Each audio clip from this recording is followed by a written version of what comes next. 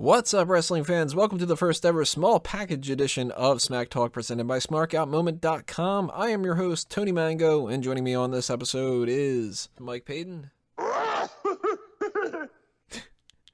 Every time that makes me laugh. It's ridiculous. Happy little Yoda. Drew White. Seth Rollins also has a small package as well. Yeah, America.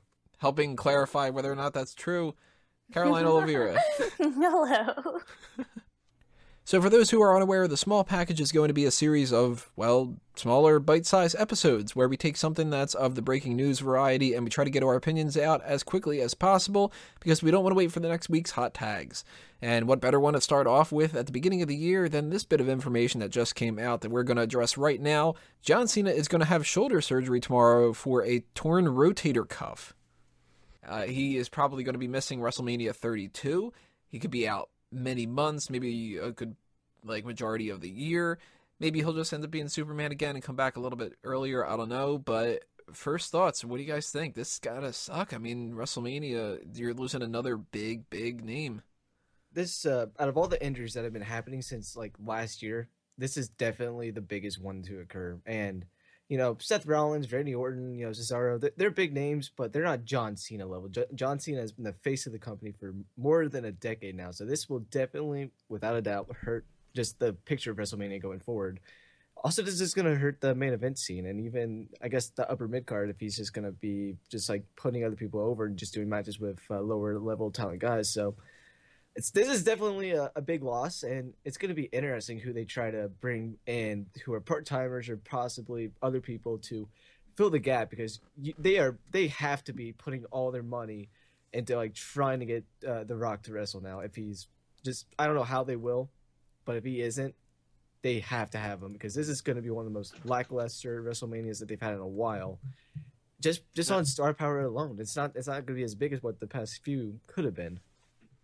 Now, see, I actually think the opposite. I don't think this really is hurting them all that much. Who's really missing John Cena at this point anyway? Well, he's been gone for months, so it's not like we're losing him to a point where we've had him all this time and now he's gone. If you have been missing him, rather, you already are missing him. It's nothing that's hitting them hard. We've already gotten used to John Cena not being there the last few weeks. For that matter, the last year that John Cena has been there, it's not like he's played a major part. I mean, he was a very entertaining person with the United States Open Challenge and everything, but he wasn't the main eventer. He wasn't the man. Unfortunately, that guy is out too. But Right? They have so many other options they can go with that I think they already had the cards in place for. Of course, the biggest one is this recent acquisition of all the New Japan guys. I think that they are still in a good spot, and this challenge that they're getting themselves into with all these injuries is made almost even better with John Cena being gone, because now they're really challenged. And I hope they don't just all rely on Roman Reigns because that's the new John Cena. This is a time for them to really get experimental and do some cool things. And I'm excited to see what that road to WrestleMania is and the potential for this to really be the most interesting WrestleMania in years. Caroline, do you look at this more as, since you haven't been following wrestling as long as us and you're not as cynical and jaded as we are, there's two philosophies behind this. It seems like Drew's kind of on the one end and Peyton's on the other end, where you can either look at it as, holy crap, they're screwed, there's one less big guy on there, and what are they going to do? Or it's, oh my god, what are they going to do? This could be insane and, endless possibilities. Which side are you on? I think I kind of agree with Peyton. I think that it will definitely give some other people a chance to shine in this. Yes, John Cena hasn't been showing up that much, and I mean, I like him. I feel like I'm probably alone this because I feel like everybody hates him or something.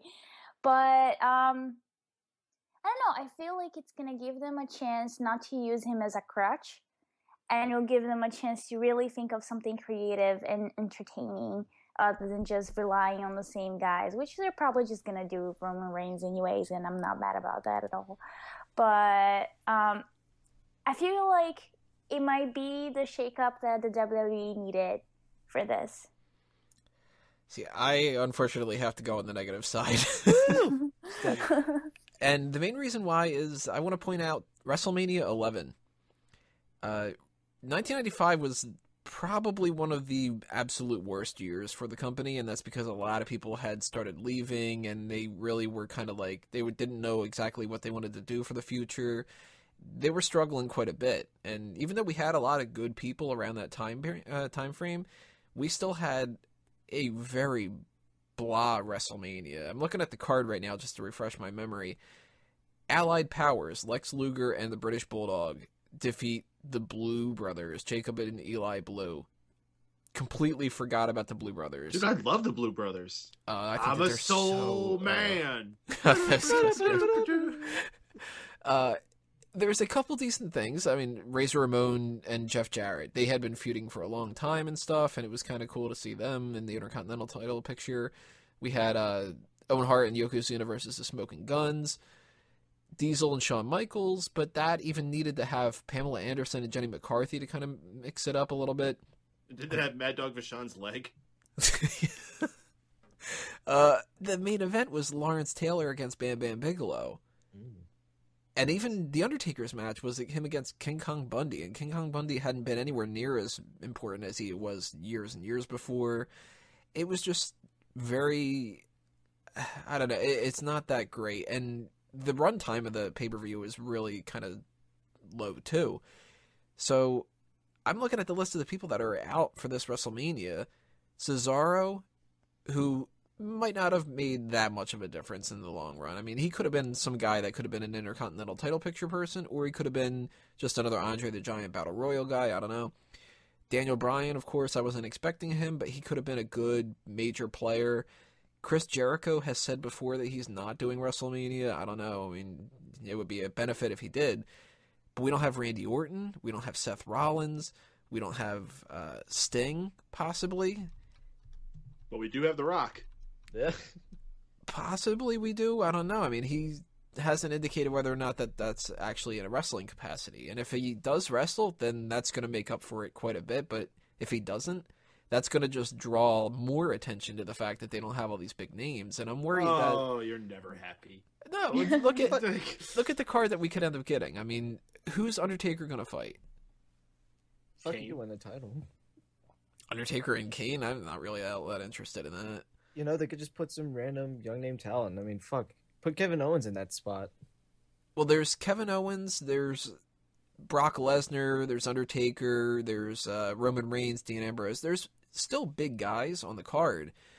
But I'm worried that this is really going to start to turn into one of those events where they kind of put too much on just 2 or 3 matches and the rest is garbage.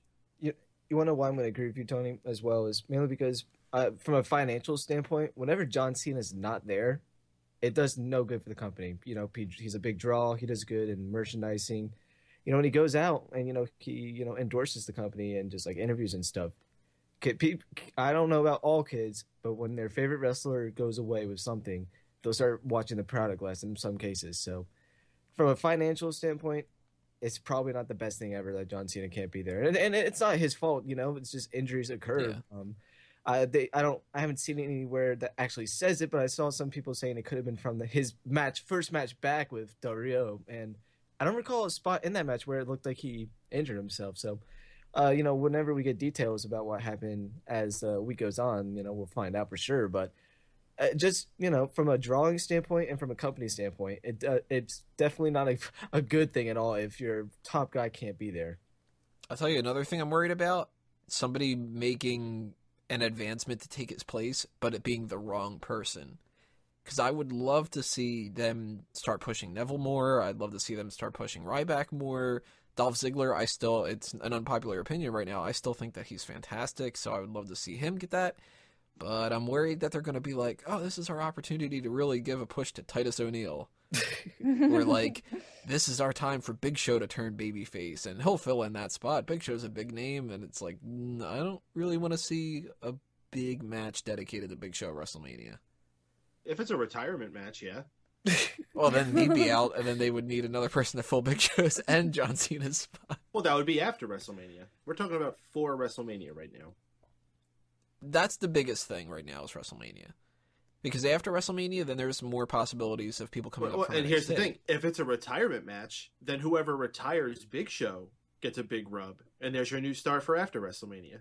Braun Strowman. I was thinking Ryback, but sure. I would say Eric Rowan if you're going to go with a Wyatt family. I mean, Well, he's already going to be a future legend. I mean, come on. I mean, they did do that intense stare down on Raw the other day, so you never know. It was pretty intense. I want to say one more thing as well when it comes to this John Cena thing. This has to mess up their plans that they had for him, because out of everyone that No. No, come I'm on. just saying, there's so many injuries has happened at this point, and you never know what they're going to do with the Bullet Club if they do end up coming to WWE soon. They end up having to shuffle the cards a lot recently due to injuries and a bunch of other stuff. So the next few weeks of Raw will be the telltale sign, really, if if these Raws get like really out of hand and just like nothing makes sense because John Cena's not there, it's going to be really bad. I tell you one thing that I think is going to be an immediate reaction to this: Sami Zayn's coming up. Mm-hmm. Yeah, I mean, fuck. If Daniel Bryan can wrestle and they're just holding him out, I wonder how much it would take to get him to like the Vince and the doctors actually like allow him to wrestle. This is all Daniel Bryan's fault. He's going around just sabotaging people, and it's going to be like, all right, you're putting a lot on Seth Rollins? Well, boom, yeah, now he's injured. You're putting a lot on John Cena? Oh, look at that, he just got injured. And Roman Reigns calls into an injury tomorrow or something. Daniel Bryan just calls him up. So, still want me to sit on the sidelines? It'll eventually be revealed that he was behind Hideo Itami's attack. Yeah. He's the reason that Connor has a jaw injury right now. Sin Cara, too. Yeah. Ugh. Well, he had a dislocated shoulder, so, I mean, not exactly the same thing, but the shoulder injury nonetheless. Daniel Bryan, you're going to go, like, retrospect like they did with that Matt Hardy injured Jeff Hardy kind of thing. They're going to be like, the reason Samoa Joe came into WWE was his ties to Daniel Bryan. He was like, yo, injure Tyson Kidd.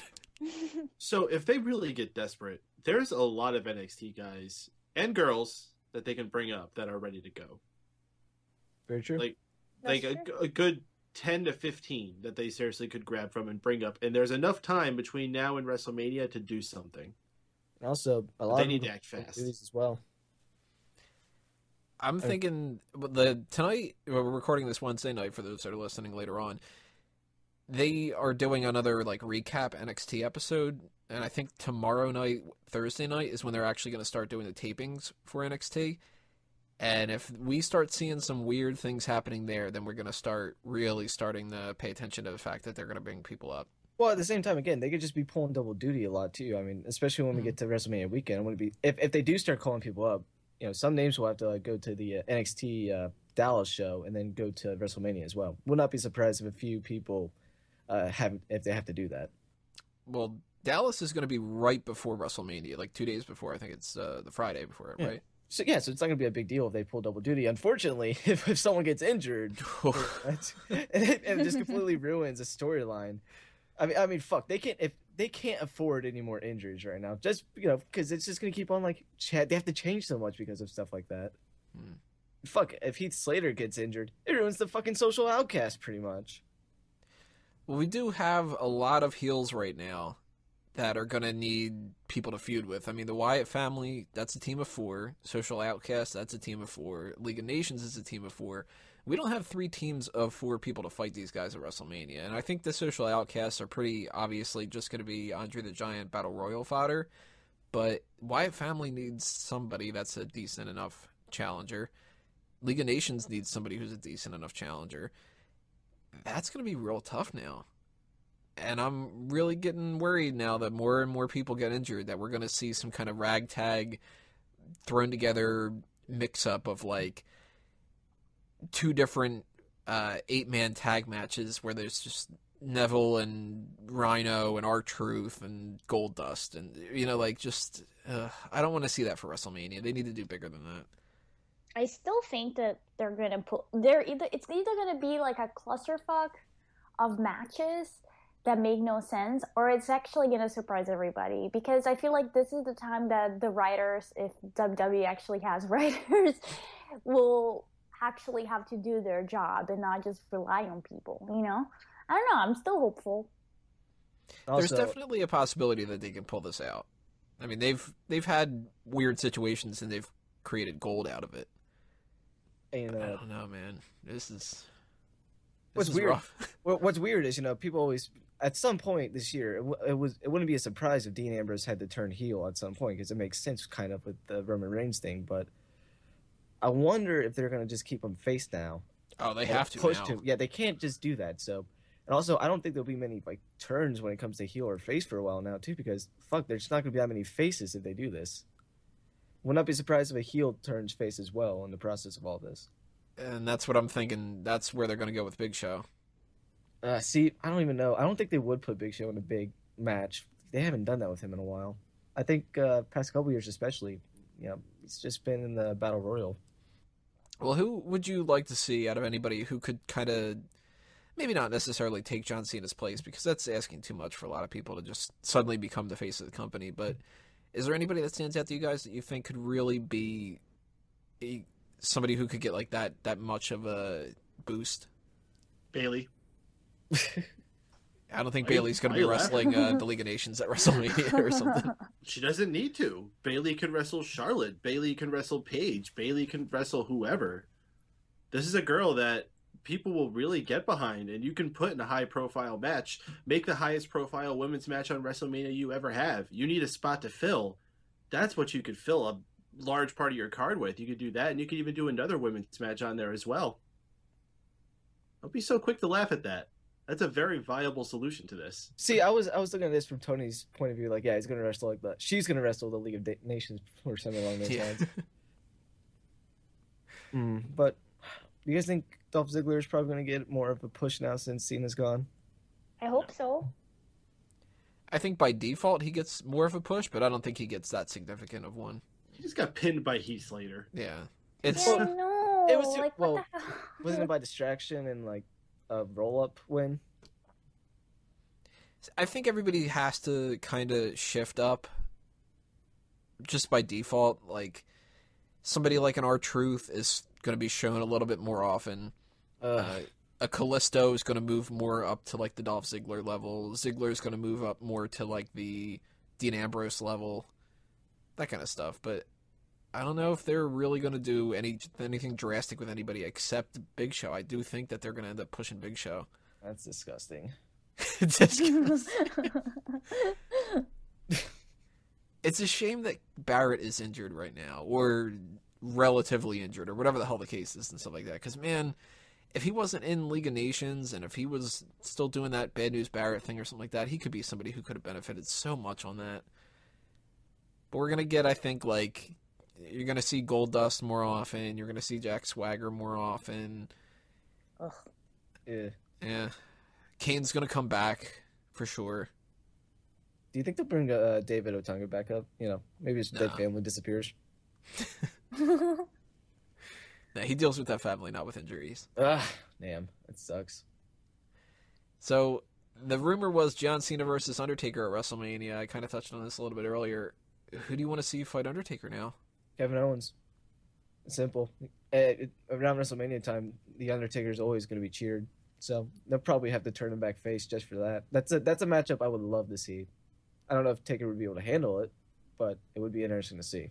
Just to kind of keep this on Drew for a second right there. If you have Owens versus Undertaker, who fights Brock Lesnar? Fights Brock Lesnar?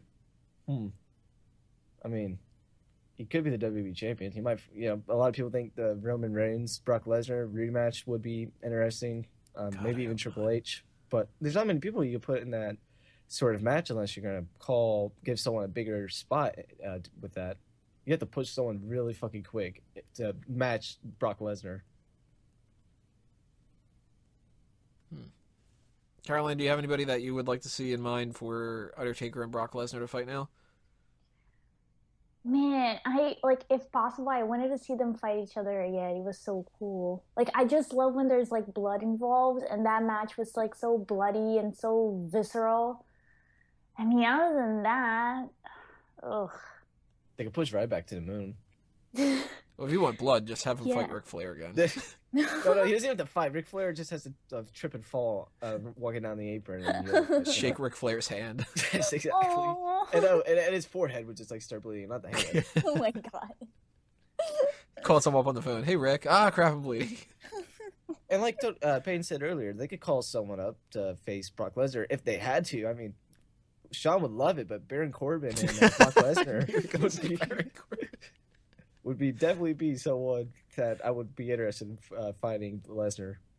But there's not that many people right now who like has a legitimate shot, and Yeah, it's just because of the injuries. that's true. Peyton, do you have anybody in mind for those two? For Undertaker, I would get Finn Balor up as soon as possible as a heel, as the lead of the new Balor Bullet Club or whatever the hell it is. And their focus is going to be attacking the Undertaker. But it's all going to come down to a one-on-one match between Finn Balor and the Undertaker. Battle of the most amazing WrestleMania entrances of all time. And I would expect Finn Balor to win that one and cement him as the new phenom of sorts. I mean, they try to call freaking Bray Wyatt the new face of fear, even though he lost. No, the new face of fear would be Finn Balor. As far as Brock Lesnar, I'll tell you who the perfect opponent that they should get for him for WrestleMania. Kurt Angle. I think we're going to Kurt is Axel. That'd be awesome. The chains are off. The chains are off indeed, man. No, Kurt Angle. Bring him back. And have those two guys. Just don't let Brock Lesnar do a shooting star press. Best to I avoid. don't even think he get up on the top rope anymore. At this point, I would be more worried that Kurt Angle would think that he could do a shooting star press.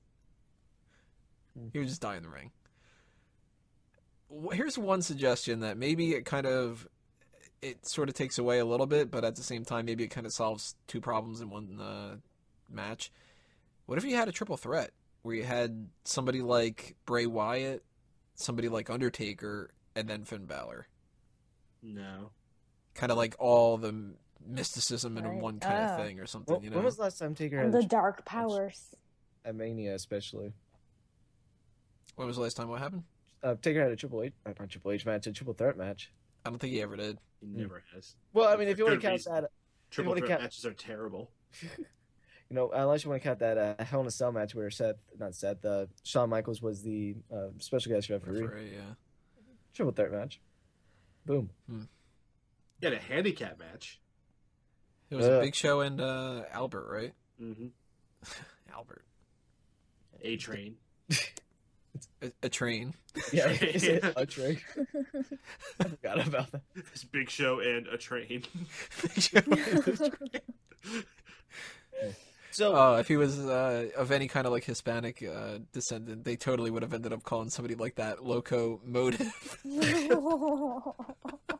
so when it comes to Taker possibly facing Cena at WrestleMania, and you never know if this was going to be his last WrestleMania or even his last match, do you think he'll come back to the Mania after that? Like, so 2017. Do you think that's I didn't buy possible? at all that this was his last one. Well, see, I don't know, but he was actually wrestling quite a bit last year. It could have been a go home type of deal that they were doing. I think he just felt really good and decided he wanted to do a few extra matches. It looked Yeah, pretty good. that's what happens when you don't fight Brock Lesnar. He did fight Brock Lesnar twice. And we haven't seen him since, right? Well, he's going to be there Yeah, month. no, Oh, he wait, had no, that the tag Wyatt family match. thing happened afterward. Yeah. Yeah. So, Joke's on you. Aha.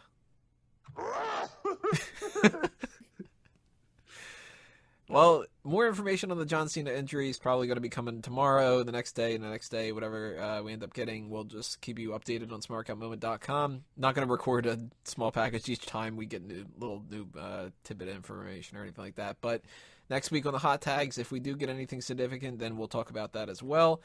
And I guess for now, we're just going to have to wait and see what ends up happening. But definitely pay attention to what's happening with the NXT tapings, because that's going to be a good indicator of what might happen in the future.